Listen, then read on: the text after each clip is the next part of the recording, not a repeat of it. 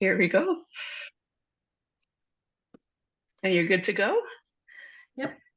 Excellent. Hello, everybody, and welcome to the Talk to Danielle podcast. I am your host, Danielle C. Baker. And before we get started on today's topic, be sure to like, follow, and subscribe to whichever channel you're listening or watching from.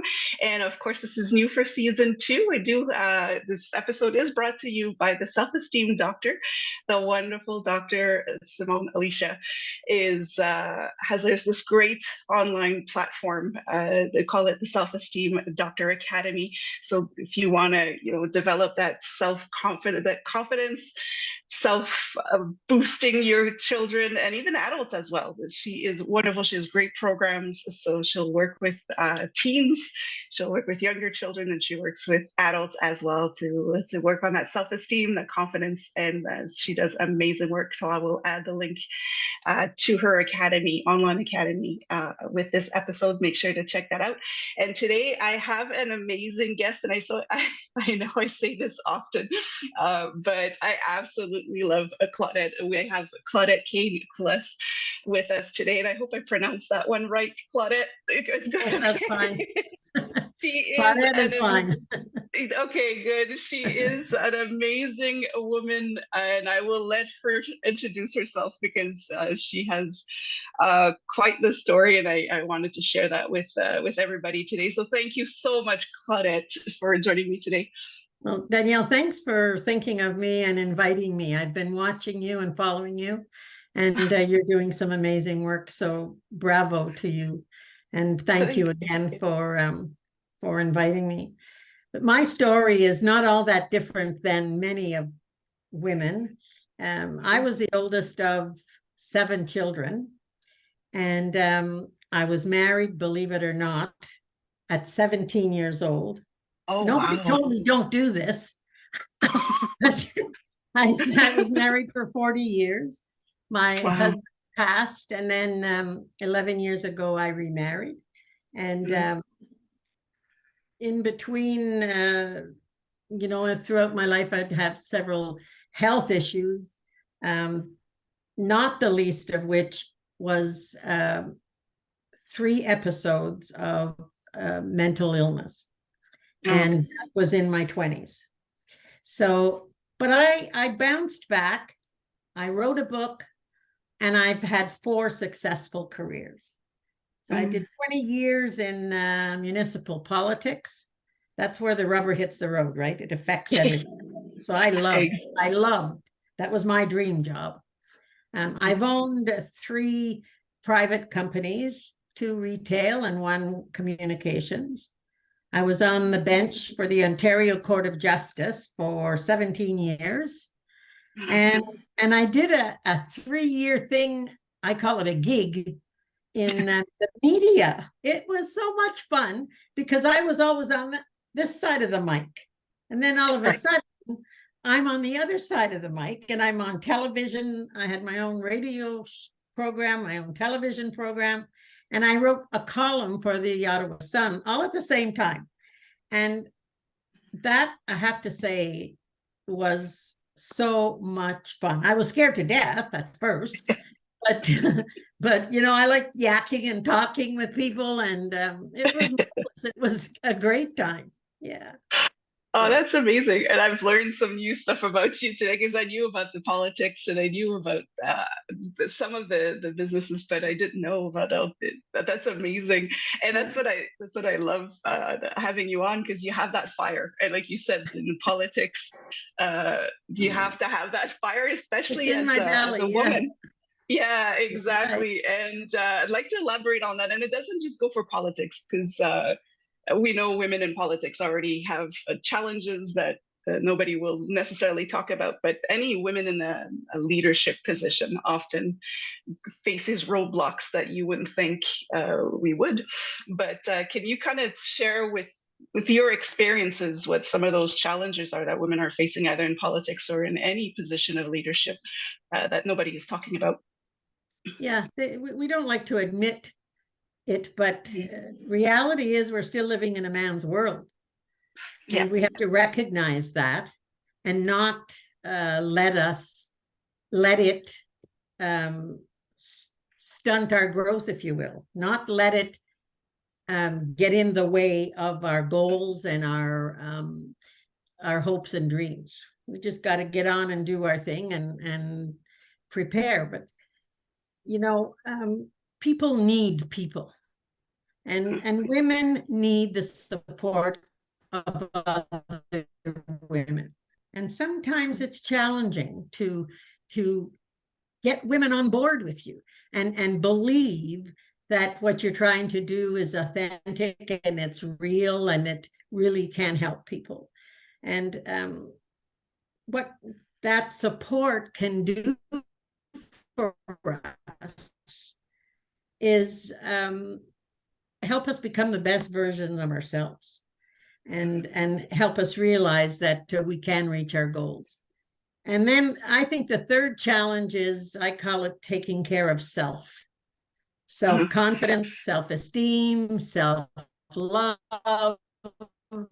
self-care. They all impact our lives, and they all impact what we want to accomplish. And we tend to have it all together when we're helping others, right? It does something to our mindset, to our psyche. So if we're self-confident and we're looking after our body and our mind, emotionally, physically, spiritually, then we're equipped to help others, and the challenges become much less.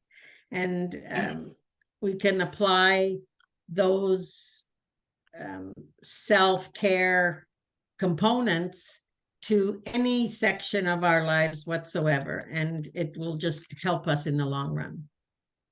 Yeah. Right. So we got challenges, but I used to be 6 feet tall, and now I'm 4 feet tall, and I'm still going. I love that. Yeah, and you're right. And we kind of neglect ourselves, I think, when we're in that position where we just want to help everybody, but we forget that we need to take that breath once in a while. So I think it's important to mention that it's okay to take that time to tune in and make sure everything is in order. Yeah. So that's good.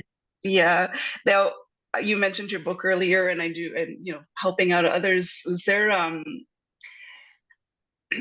was there a defining moment where you knew that you wanted to help others by sharing your experiences? Yeah. Well, our stories can sometimes resonate with people, and that's the hope that your story will even help one person. And for me, I was in a public office, and so I learned very quickly that helping others with their day-to-day affairs and issues was very important, and it made a difference in people's lives and people's families. And so I worked hard at delivering the best service I could. And there have been many opportunities for me to help others by sharing some of my stories and some of my experiences. And I've tried to recognize those opportunities and take advantage of them and try to help. Either with one-on-one coaching, speaking, or even when I was in the media, you can help. Even if you're acting the fool on television, talking with people, you can help. Humor does a lot of good things. Laughing does a lot of good things. Nothing better than belly laughs, right? But all those careers that I've had, I've interacted with people. And my realization of the need to help people progressed with each of my careers. I was on the bench for 17 years, and when my colleagues would talk about people that were appearing before them had mental illness, and they didn't understand it, they didn't know about it. And what did Claudette have to do? Zip it up, because there's such a stigma about mental illness that it's awful. Like my episodes, and I've called them episodes, they were downright breakdown mental breakdowns, and that was back in the 70s. So Hmm. you really didn't talk about it in the 70s. Right. But, all through my political career, I did mention it once, and that was a precautionary measure so that my opponent wouldn't try and use it in a negative way. Instead, Hmm. I gave an interview that was positive, and I received positive comments from people who were diagnosed clinically depressed and who said that the article helped them. So that was the only time I ever mentioned it. So, and I wouldn't dare mention it when I was on the bench. But Hmm. I retired from the bench for the one and only reason to be able to tell my story, particularly about mental health, and let people know that they're not alone. You don't have to die from being depressed. There's help out there, there's support out there, and there's a lot of people who care. And so if anyone, has blue days, black days, reach out. It's hard. It's really hard I compared it to my body being in quicksand and my Hmm. hands trying and trying to get out of that quicksand before my head got in it. And Yeah. that's how difficult it can be for people. And when you hear about the suicide rates, and just on the news last night there about people around the world who have committed suicide because someone had the bright idea to encourage people to commit suicide. I mean, it breaks my heart. So Yeah. there have been many defining moments, but when I decided on December 31st, 2019, that was it, the world was going to know that I had been sick, really sick, and I was still able to have 4 successful careers. Hopefully that will help people. That's incredible. And you're right. It's still something that people are afraid to talk about. I Yeah. think conversations are starting now, but it's still not enough for somebody who goes through it. You really feel alone. You feel like you're the only one. And you Absolutely. question yourself, like, what's wrong with me? You're not looking at all the outside factors. But yeah, I like that analogy of the quicksand because that's, yeah, it's It's an awful feeling, Danielle. an Awful. awful feeling. Yeah. Yeah. It's very Well, scary. yeah. Can you share with us a little bit what the warning signs that could tell us that we should be focusing on our mental health before we get to a breakdown? Yeah. Well, I can only speak of my experience. I'm not a doctor, but Hmm. over these past 40, 50 years, it's 50 years now, actually, since I was sick, um, you pick up. I can't put MD behind my name. I can't put psychiatrist behind my Right. name. But I can tell you, if I'm in a room for a bunch of people, I can spot the persons who are Mm. depressed. It's not hard, and particularly when I was in court, I could tell when someone was ill or just having sad days, and Hmm. confused about what was going on in the justice system around them. So I would just stop the proceedings and I would just talk to that person and look straight in their eye and let them know that there was somebody who understood here what they were going through. Right. That's the worst thing. Like you think, even though I when I was sick, I looked like this. I looked quite normal. Well, if you think Mm. I'm normal looking now, but You are. You are. but inside, I was crying, I was bleeding, I was hurting, but I'd still walk on the street and nobody would know the difference. My face was the same. It wasn't filled with pimples or sores or band-aids or anything like that. But Yeah. and so the first time I had no idea what was going on. Like I was 23, 24 years old. Yeah. I was 23. So I had no idea what was happening. I didn't know if I had brain damage or if I was Mm. what was going on. So I was very scared. And I recall some of the things that I did was I detached. I detached from friends and isolated myself. I didn't want to get out of the house. And after a while, I didn't want to get out of bed. I just wanted to put the covers over my head and stay there and let nobody bother me. I didn't want to look after my personal hygiene. I didn't want any self-care plan, was out of the question. And now I can identify it, but then I didn't. I was mindless eating. Oh. So, like, I'd eat stuff I don't even like, Mm. just for something to do, because I thought, well, if people see me, I'm doing something normal, I'm eating, they'll think I'm just fine. But those are some of the things that happened to me. And 3 times, like I said, 3 times before the age of 25. Some of the warning signs that things were getting off the rails was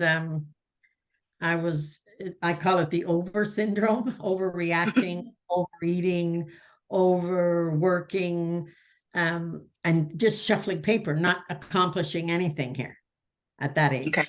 You know, I was so young. I'd hide from people, and I did, or at least people thought I was multitasking. Okay. But many of us, women especially, we multitask every day. Exactly.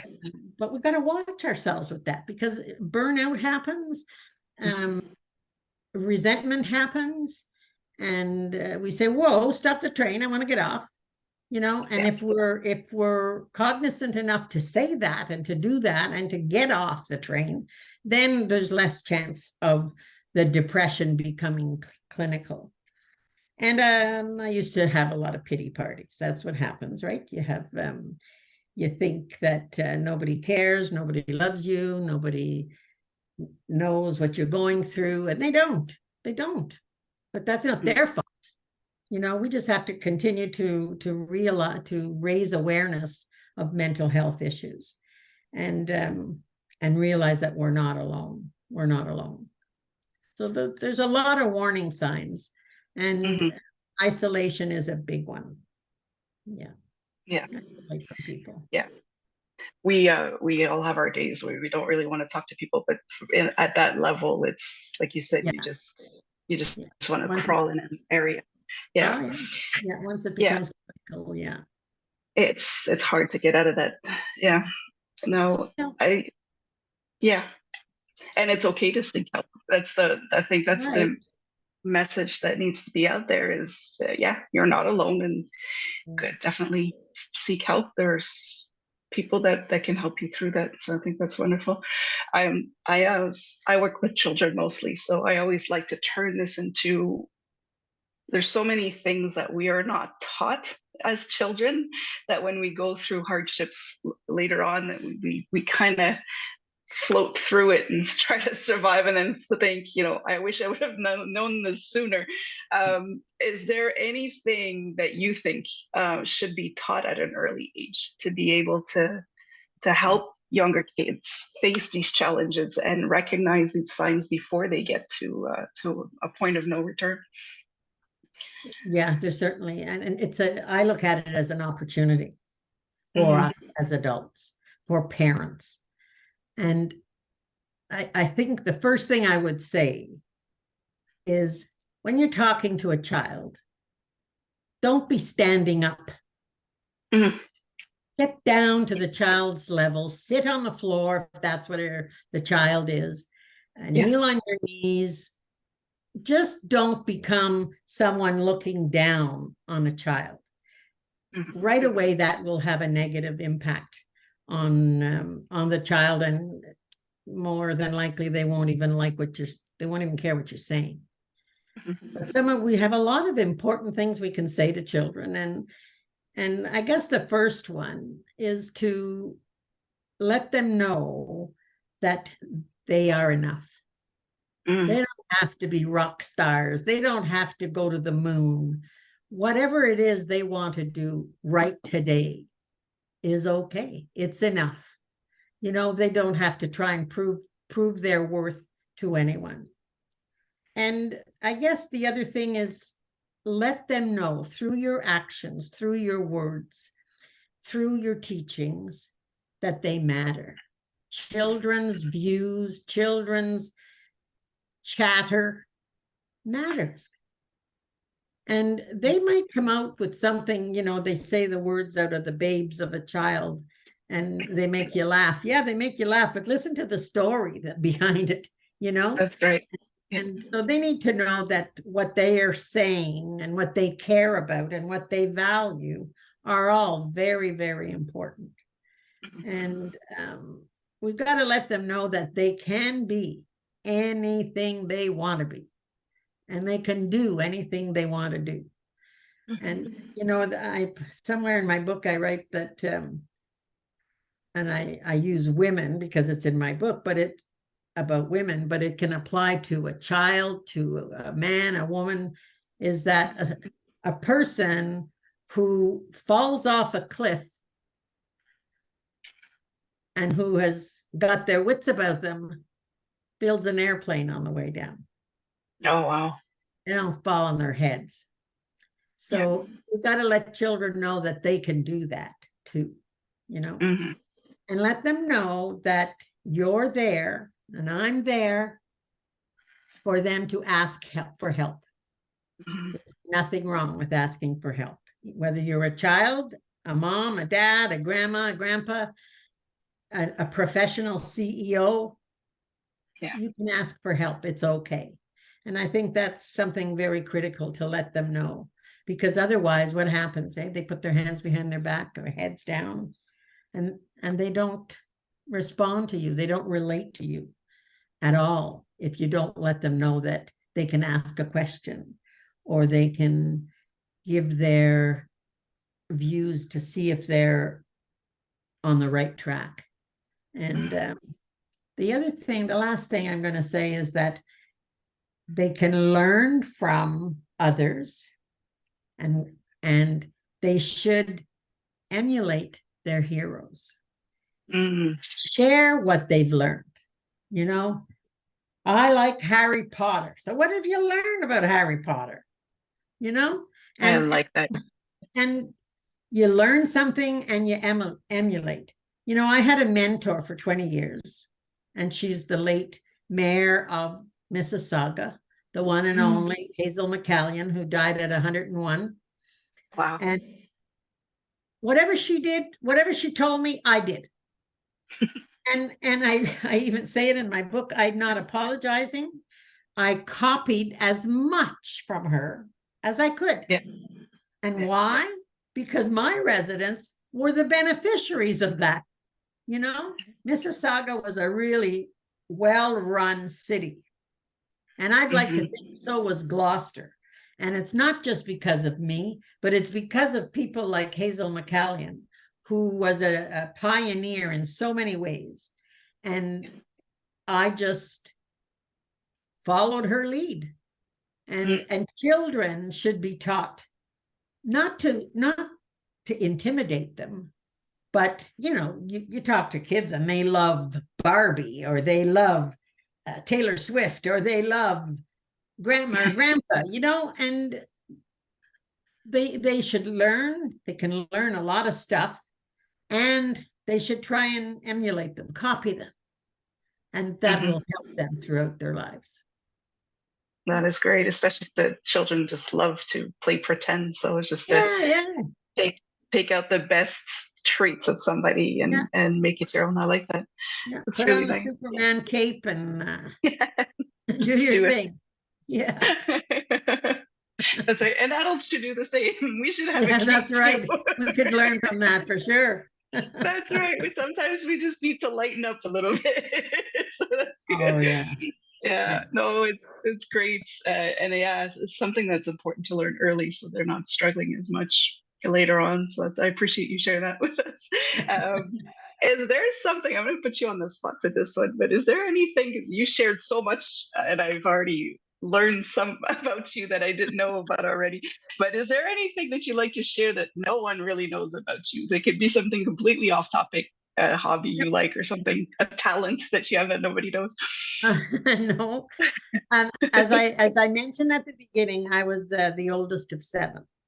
Mhm. And my parents had a restaurant in Pembroke at first, and Yeah. then in Ottawa. And so I was responsible for helping them with their breakfasts, making their lunches, Yeah.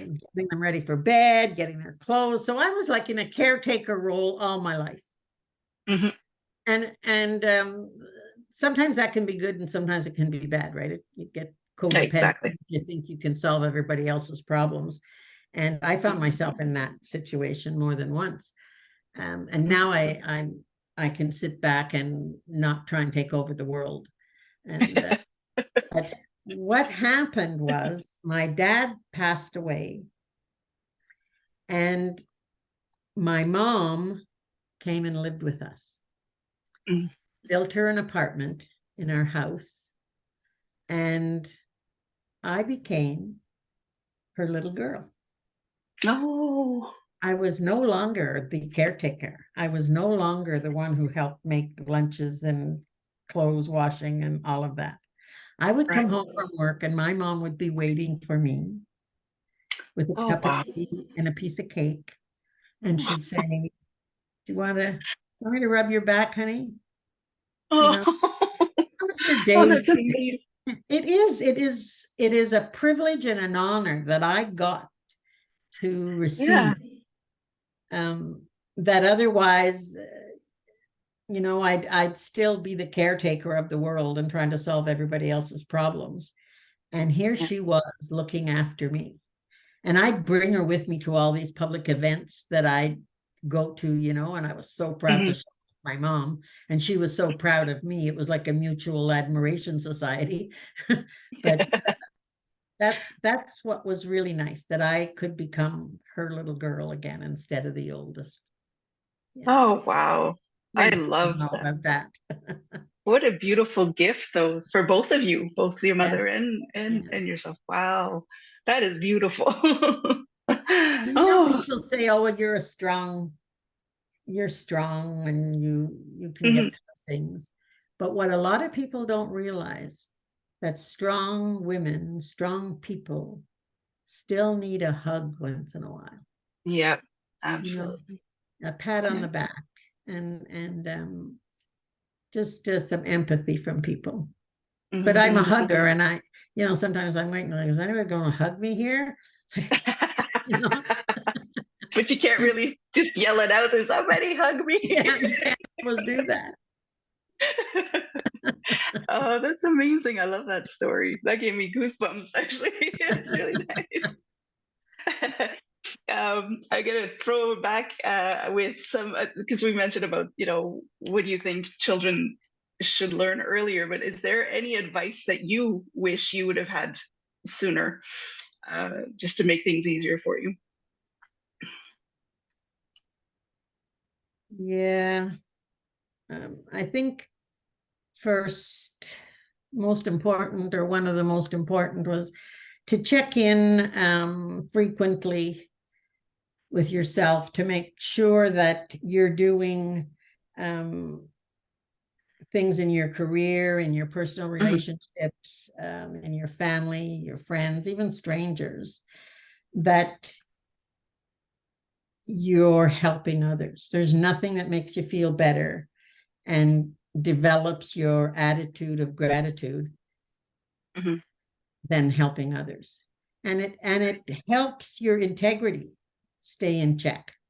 So that's one of the most important pieces of advice I can give, is don't just go through life assuming that I'm helping people, and you don't once in a while pause the train and look around you, and is what I'm doing still relevant that I did 5 years ago? Are there Right. different needs? Are there more needs? Is the coworker over here who's getting trained and going bananas because they don't understand everything that you do about the job? Have I helped that person? that wasn't on my list 5 years ago because I wasn't doing that kind of thing. So I think that's Yeah. when it's very important to keep a check on how you're helping. And one of them you mentioned a while ago about taking yourself too seriously. I've got a short little story if we have time, but I used Of to course. take myself pretty seriously. Like, yeah, I'm only 4 feet nothing, but I was the mayor and I thought, that's pretty good. And I thought, if I left Gloucester, we got a cottage. So, but I thought if I left Gloucester for a weekend, the place would fall apart without me. And I thought, like, I just can't go. And my assistant was saying, Claudette, just go and relax, go and have fun. Yeah. So the first time I went, I brought my briefcase and my laptop and everything I could possibly think I might need on that weekend. And it wasn't too long that I wasn't even opening my laptop. Good. I didn't even look at my briefcase. And then after a while, I just left it in the car. Nice. I didn't even open it. And you know what? Nothing happened to Gloucester. What the hell's going on here? And then I wouldn't even put my stuff in the car. Friday night, I'm out of here, man. And Gloucester was fine. It lived for 150 years. It did very well without me. Thank you very much. And that's taking yourself very seriously. And so what got me rid of that was when I left politics and I went into the media. And here I am on my own television show and my own radio show. People can put you in their place pretty quick and make you realize that I'm not such a high mucky muck that I thought I was here. And they can make you laugh and help you make fun of yourself. And I learned to do that, to make fun of myself when I had that 3-year gig in the media. It was fantastic. And so that's really another piece of advice is don't take yourself too seriously. There's only one God and it's not me. Yeah. And there's only one judge and it's not me. So, take a little bit off your shoulders of that high mucky muck stuff and we'll be fine. Yeah. And I think people have to dare to dream, dare to take risks and take chances and then go for it. You don't need to know how it's going to happen. You just know it's going to happen and things will progress. We say progress rather than perfection. And unless we dare to first start dreaming it and put it in our mindset, believing in yourself is magical. It's really magical. So you got to start with that and you got to be passionate. If you don't have fire in your belly about what you want to do, go away. It's not going to work. You got to love what you're doing. And even when I go do the groceries, and the cashier doesn't say hi, doesn't even look at you, like, you don't like your job, quit it. That's my philosophy. Do what you like to do in life because life is so short. And do what matters to you and that it matters to others. And then I guess the last piece of advice is you better have a good self-care routine. Because if you're not healthy, if you're not peaceful, if you're not serene, if you're not calm, then you're not going to help anybody else. I learned that the hard way.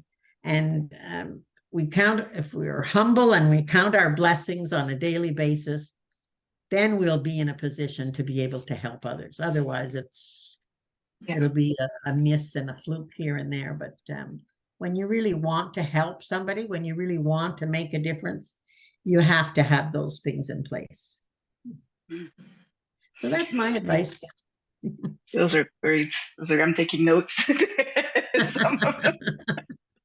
I love that one where you just do it, get it done, have a dream, Yeah. have a passion about it. And I love that. And that's actually, Jerry had gotten that in my head in his own way to say, get it done and then get it right. Yeah, that's right. Yeah. Just do it. If that's the fire you have in your belly, just belt it out and get it done, and you'll get Yeah. it right later. And That's I right. love that. Yeah. It Yeah. it took the pressure off a little bit. Just like, It sure yeah, does. yeah, Yeah. it's amazing. Now, what are you working on now? What's Well, new? What's coming up? Is there anything well, new coming up for you? well, I'm public speaking when the opportunity arises. I do one-on-one coaching with individuals, and I don't take a whole lot of people on because um, number one, I don't have the time, and number two, um, the more people you have, the less time you have to spend with them, and I don't want to do Yeah. that. I want to give you my full attention, and it's the coaching I do is mostly on careers, Mhm. on leadership, on how to get yourself elected, and how to live your best life. That's in a nutshell what I spend my time doing. I've been doing some radio work on the Sam LaPrade show and having fun with that again. And Yeah. I like to I like to stir the pot a little bit and the Yeah. media. It's fun. You have to. Yeah, and Yeah. it's another way of not taking yourself too seriously, right? That's right. Getting the belly laughs and so on. The other thing I'm doing is spending a lot of time with my grandkids, which is the best job in the world. Best Oh, job in the world. And and I have something that I'm doing with my book. I don't know if I've shown you. I was gonna ask you about that Yeah, there. actually. It was, Ladies, yeah. take your place. And it's leave your mark professionally, politically, and personally. And it retails for $32 plus shipping and handling plus tax. But what I've done is the proceeds of my book are going to the Royal Ottawa. Why? For mental health, right? Mental health Right. research, because I can relate so much to it. And the Royal does amazing, amazing work. And so the books that I have left have all been sold. They've been Mm. sold by generous people who have purchased maybe 100 books here and 200 books there. And they didn't want all those books. They just wanted to support my cause to help the Royal, right? So what I've done with those books that have already been sold is I'm offering it, the book and tax and shipping and handling for $20. And the Oh, proceeds will go to the Royal. And along with that, a free 30-minute coaching call, just to yak, just to find out where they're at. Or maybe somebody has a specific question about how to get elected, or what does it mean to be, how do you get to be a CEO? And, whatever question they might have, it would give me pleasure to talk with somebody for 30 minutes about whatever it is that's on their mind. And so that's what I'm doing. $20, and they just need to email me at ladiestakeyourplace at gmail.com and okay. Send me an e-transfer, and the book is gone, and the Royal is the benefactors of those. Oh, amazing. So that's what I've been doing, and people are enjoying it. That's great. And I will add that email address so that anybody who's interested can contact you. I'll add that to the description in the comments so they can reach you. I think that's amazing. And that is a very generous gift to be able to give back like that is amazing. Well, I've been blessed. So Yeah. it's time to give back. Yeah. Yeah, that's nice. I asked this question. I didn't get a chance to explain it to you, but this is a question that a little girl had asked me when she was doing interviews for a school project. And she kept asking this one question, but the adults weren't giving her the answers. She would get frustrated, and her mom was saying, "Just stop asking." And she's like, "No, somebody's gonna get it." So she asked me, and I answered right away. And she turned around, and her mom, and she goes, "See, I told you somebody would get it." So I promised her, I told her I love that question so much for adults that I promised her I would ask everybody I interview. So this is the question is, what would you like to be when you grow up? Oh, well, when I was 12 or 13, I wanted to be a nun. Oh, wow. And leave it to Claudette when I said emulate your heroes and emulate, people. Oh, Well, I had a whole nun's habit. are you serious? Yeah, I had an aunt who was a nun, and she gave me all this stuff. And my mom bought me those, we used to call them nun shoes. They Yes. black with the heel and the laces Yeah. and all that. And I had a veil and a skirt. And Wow. I used to walk down the street dressed up as a nun. I thought I was smart, yeah. But anyway, so that was my first wanting to be when I grow up. Yeah. And now, if I was truly honest, there's only two things I want to do. Is I want to be the best grandma possible, and I want to help anyone be the best version of themselves. They can make a dramatic difference in their life and in the lives of others. And that's what I'm hoping that I'm doing with the work that I do, is help others make a difference in their life and a dramatic difference in others' lives. They don't have to be a nun. No. No, that's amazing. I just love that question because it gives so many different Yes. answers. It just Yeah. opens up everything. So I love it. Thank you so much for sharing that with us. Now, how can people reach you? You mentioned your email already, and I will add that to the description. But how can we reach you, follow you, and see what you're Well, I'm on all Facebook, about? of course, under Facebook. Yeah. my name, and then Cain Coulas Communications. Okay. And the ladies take your place, and I'd be honored actually to send my book to anyone who wants it. And Yeah. as long as they just remember that what they're doing is helping further the awareness of mental health and help with the research. There's still so much. There's not enough money to go around, right? And the government, they have worked wonders. Because when I was a little girl, you drove by the Royal Ottawa Hospital, you didn't look at it. It That's was right. a hush hush. But today it is a multifaceted hospital, with inpatients and outpatients and courses and research. We're so lucky, so blessed to have it in Ottawa, in the nation's capital, but their catchment area is much larger. And so we're blessed that it exists. Mm. And yes, and supporting that allows to help even more people to get out of that. Yeah.